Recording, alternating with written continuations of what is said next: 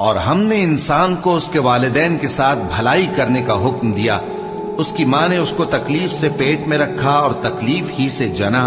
और उसका पेट में रहना और दूध छुड़ाना 2.5 बरस में होता है,